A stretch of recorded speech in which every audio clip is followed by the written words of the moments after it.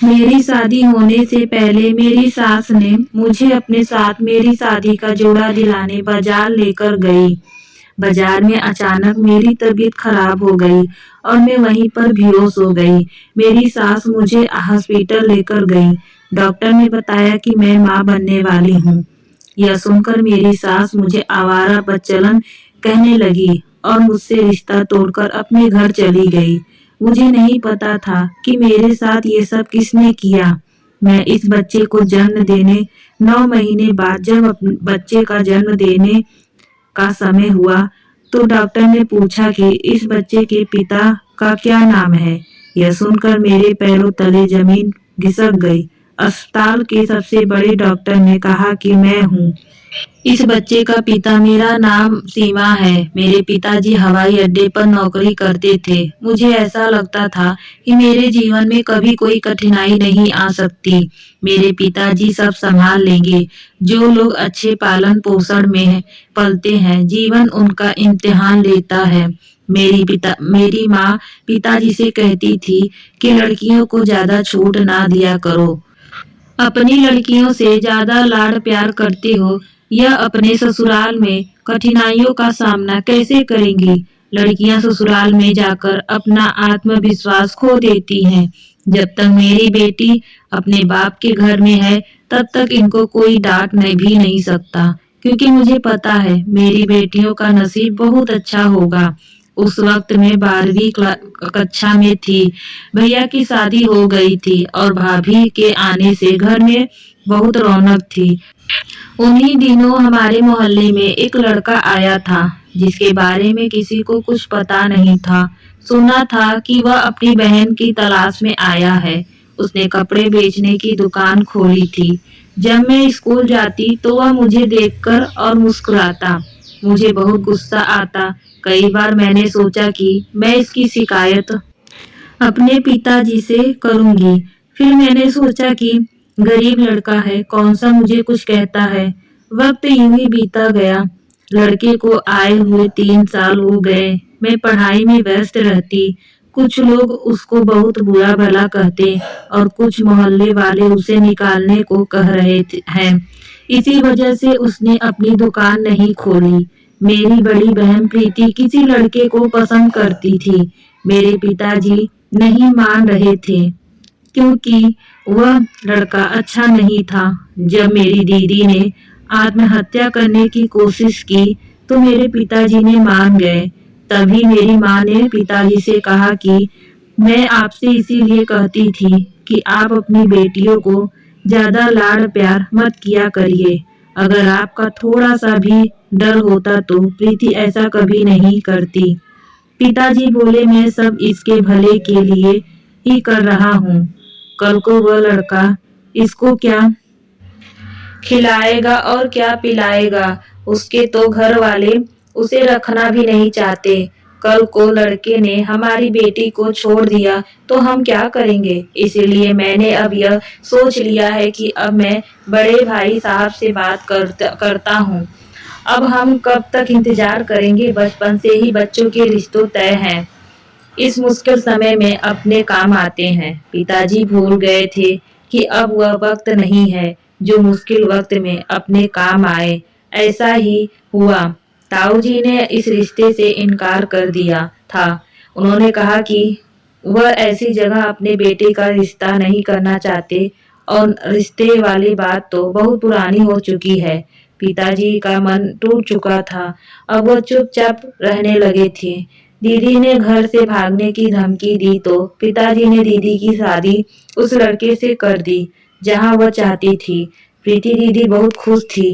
प्रीति दीदी बहुत ही खुदगर्ज निकली। उन्होंने ऐसे लड़के को अपने माता पिता के लिए छोड़ा जो बहुत बिगड़ा हुआ था।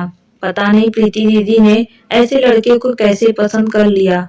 बच्चों को अपने माता पिता का प्यार क्यों नहीं दिखता, जो खुद भूखे रहते हैं और अपने बच्चों को खिलाते हैं। प्रीति दीदी की जब विदाई हुई तो पिताजी ने कहा कि आज से तुम्हारा हमारा कोई रिश्ता नहीं है। तुमने जिस लड़के के लिए अपने माता पिता को छोड़ दिया, आज से वही तुम्हारा सब कुछ है। मर भी जाओ तो मत अपने मायके में लौटना। सब रिश्तेदारों में यही बात हो रही है कि प्रीति ने अपनी मर्जी से शादी की है। तुम हमारी बहुत बदनामी कर चुकी हो, अब तुम्हारा हमारा कोई रिश्ता नहीं है। पिताजी बहुत परेशान रहने लगे। दीदी शादी के 1 महीने बाद आकर पिताजी से माफी मांगने लगी और कहने लगी कि पिताजी, आप मुझे मारते पीटते किसी कमरे में बंद कर देते, लेकिन मेरी शादी उससे ना करते। उसने मुझे मारा पीटा और कहा कि जाओ अपने पिता से पैसे लेकर आओ, उससे मैं अपना कारोबार खोलूंगा। पिताजी ने परेशान होकर अपने बेटों से कहा कि प्रीति का जो हिस्सा है उसे दे दो। भाइयों ने प्रीति से कहा कि वह अपनी शकल भी कभी नहीं दिखाए। हमारे पास कौन सी जायदाद है, सिर्फ एक ही मकान है, हमारे पास कोई पैसा नहीं है जो हम तुम्हें दे दें। 2 दिन बाद प्रीति का पति झगड़ों के कारण मर गया। प्रीति अपने पिता और भाई से कहने लगी कि तुम्हारी बददुआ लगी है जो आज ऐसा हुआ है। मैंने दीदी से कहा, जब आपको वह मारता पीटता था तो आपको ख्याल नहीं आया कि पिताजी के बिना मर्जी के आपने शादी कर ली। तब आपने नहीं सोचा कि पूरी उम्र आपको दिल से लगाकर पालन पोषण की, आपकी परवरिश की, तो उनको दुख हो देकर आप कैसे सोच सकती हैं कि आप खुश रह सकती हैं। मेरी बात सुनकर मेरी दीदी रोने लगी। मेरे पिताजी रिटायर हो चुके थे और जो पैसे मिले वह भाई के कारोबार में लगा दिए और मेरी शादी के लिए रख दिए। मेरी पढ़ाई पूरी हो गई थी। पिताजी ने मेरा रिश्ता तय कर दिया था। मैं बहुत खुश थी। वह लड़का मुझे बहुत पसंद था, लेकिन वह लड़का मुझे पसंद नहीं करता था, क्योंकि वह लड़का किसी दूसरी लड़की को पसंद करता है और उस लड़की से ही शादी करना चाहता। मुझे जब इस बात का पता चला तो मैं अपने माँ बाप को बताई। माँ ने कहा, बेटा, शादी से पहले ज्यादातर लड़के किसी न किसी लड़की को पसंद करते हैं और जब शादी हो जाती है, पत्नी घर में आ जाती है तो वह सब कुछ भूल जाते हैं। माँ की बातों से मुझे तसल्ली हुई और मुझे कहीं न कहीं डर भी लग रहा था कि क्या होगा अगर, क्योंकि मेरे होने वाले पति ने मुझसे पहले ही कहा था कि तुम शादी करना चाहती हो तो कर लो, यह तुम्हारा फैसला है। कल की मुझे कोई उम्मीद मत रखना, मैं हर हाल में अपनी पसंद की लड़की से ही शादी करूंगा। तुम्हारे लिए अच्छा होगा कि तुम ही इस रिश्ते से इनकार कर दो। और मैं अपने पिताजी को कैसे दुख दे सकती थी, उनसे कैसे कह सकती थी कि मेरा होने वाला पति ऋतिक किसी और से प्रेम करता है। पिताजी की तबीयत दिन पर दिन खराब होती जा रही थी। एक दिन पिताजी को हार्ट अटैक हो गया, जिसकी वजह से उनकी मौके पर ही मौत हो गई। पिताजी को देखकर ऐसा लग रहा था जैसे पिताजी अभी उठ जाएंगे। चारों तरफ भीड़ ही भीड़ हो रही थी और चारों तरफ से ऐसा लग रहा था जैसे पिताजी अभी बाहर से आएंगे और मुझे आवाज लगाएंगे। मुझे तो यकीन ही नहीं हो रहा था कि पिताजी इस दुनिया में नहीं रहे। मैं दरवाजे पे बैठी रहती और पिताजी के आने का इंतजार करती रहती। माँ भी कहती कि बेटी, जो इस दुनिया से चला जाता है वह कभी वापस नहीं आता। यह सुनकर मैं अपनी माँ के गले लगा कर खूब रोती। ऋतिक की माँ ने पिताजी के गुजरने के बाद मेरा रिश्ता भी तोड़ दिया। मेरी माँ से कहा कि अब क्या कहेंगे कि रिश्ता क्यों टूटा है। मैं सबको क्या जवाब दूंगी, अब तो सीमा के पिताजी भी नहीं रहे। ऋतिक की माता ने कहा कि मैं कुछ नहीं कर सकती, मैं अपने जवान बेटे को खोना नहीं चाहती, मेरी बात को समझने की कोशिश करो। जब मुझे पता चला कि ऋतिक की माँ रिश्ता तोड़कर चली गई तो मैंने माँ से कहा कि उन्हें पहले रिश्ता करते समय अपना बेटा क्यों नहीं याद आया और अब 2 साल बाद उनको याद आ रहा है कि बेटे की खुशी से बढ़कर कुछ नहीं है। बुआ जी ने भी सारी जमीन अपने नाम कर ली और भैया भी कोई कसर नहीं छोड़ी। वह हमारी बहनों की इज्जत खराब करती रही और सब ने हमें अकेला छोड़ दिया था। जिसे जो करना था वह कर रहा था। समय बीतता गया। मैं एक कंपनी में नौकरी करने लगी क्योंकि घर की आर्थिक स्थिति ठीक नहीं थी और भैया के कारोबार में बहुत नुकसान हो रहा था। पिताजी के जाने के बाद अब माँ भी बहुत कमजोर हो गई थी और बीमार भी रहने लगी थी। प्रीति दीदी के भी रिश्ते आने लगे थे। उनके रिश्ते 2 बच्चों के बाप या फिर एक बच्चे के बाप के ही आते थे। मेरी भी उम्र बीती जा रही थी। हालत ठीक होने का नाम ही नहीं ले रही थे। मेरे बड़े भैया के बच्चे हो गए थे और मेरे छोटे भैया ने भी अपनी मर्जी से शादी कर ली थी। उसके जिस कंपनी में नौकरी लगी थी वह अपनी पत्नी को भी वहीं ले गया। उन दोनों को कोई परवाह नहीं थी कि बहनों की शादी भी करनी है और हम माँ बेटी अकेली ही रह गई थी। जब मैं नौकरी के लिए जाती तो पिताजी की तस्वीर के आगे खूब रोती, उनको सारी बातें बताती।